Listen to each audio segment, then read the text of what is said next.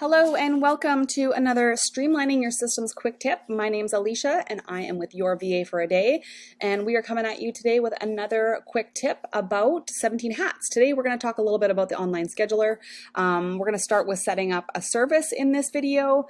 So if this is brand new to you, I'm going to walk you through step by step how to do this. We are going to scroll down here. I already set one up, so we're just going to edit this one. One thing I want to show you real quick is if you click this little arrow here, you can actually hit edit or you can duplicate. So if you're going to create a similar service, instead of typing it all out from scratch, you can just duplicate it and then go in and edit it. So we're going to edit this one, and I'm just going to go through all these steps here. So obviously step one, name your service. I usually do like service name and sometimes the price.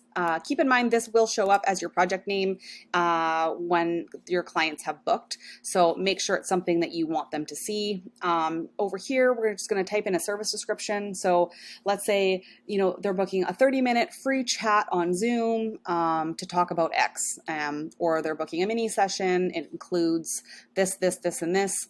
And then location. This one's optional. You can leave it blank. However, I just want to show you that there is some options here. So I just put to be determined. Is it in person? Is it a phone call? Or is it a Zoom meeting? So let's say it's in person. You could include your address and location here. If it's on Zoom, you could actually include the Zoom link in here, and it'll save in their calendar. Then we're going to go down here, online payments. You can turn online payments on or off.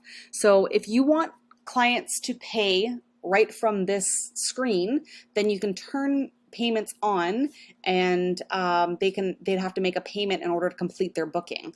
The other option is to turn this off and trigger a workflow, and then you can get them to pay after. But maybe you're hosting like a free something or other, free chat, and you don't want online payments on. You can just toggle that on and off. You can add whatever service you like in here just by putting this information here. You can have it start a workflow if you like. There's also another spot down below to trigger a workflow, and then you just put here how much you want to pay. Fixed amount, pay in full, etc., etc. So I'm going to turn that one off for now. Okay, now time frame of service.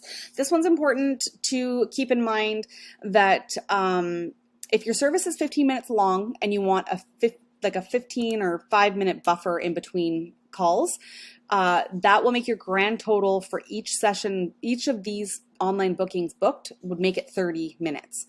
So if you only allowed an hour and you're trying to cram 3 calls in, you won't be able to fit that in because this will take up that time. So make your buffer less or extend your time.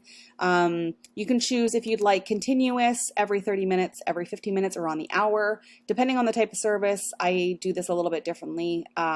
For say mini sessions, I would have continuous, whereas, say photo shoots, I would have on the hour. Or, if I had a free coffee chat that was 15 minutes, I might do it every 30 minutes or every 15 minutes to allow that buffer time in between.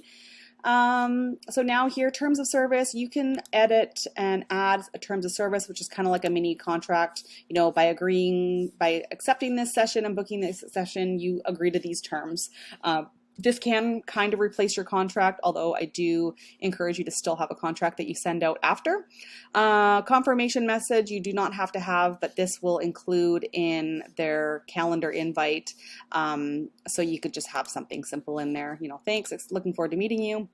Contact and project tags. These will just tag your client and your project. So, you could put 2022 mini session in there so that you can kind of search things later.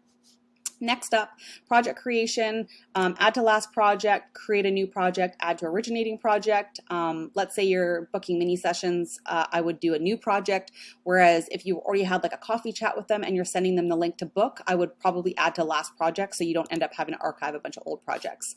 Update to project date. Update project date to booking time is a good one to have. Require approval to confirm, depending on if you want to hand approve every single session you book. During mini sessions, that can be exhausting, whereas for other things, it might be a little bit more important. Calendar, we're going to add that to whichever calendar you want this to show up on. Workflows, we can add a workflow based on what type of session this is. Confirmation email can be sent out automatically and include the hyperlinks for the session details. Cancellation email if you need it. And then down here, the reminder emails for one day and day of. So if you like this video and you want more videos, head to aliciaspencer.com.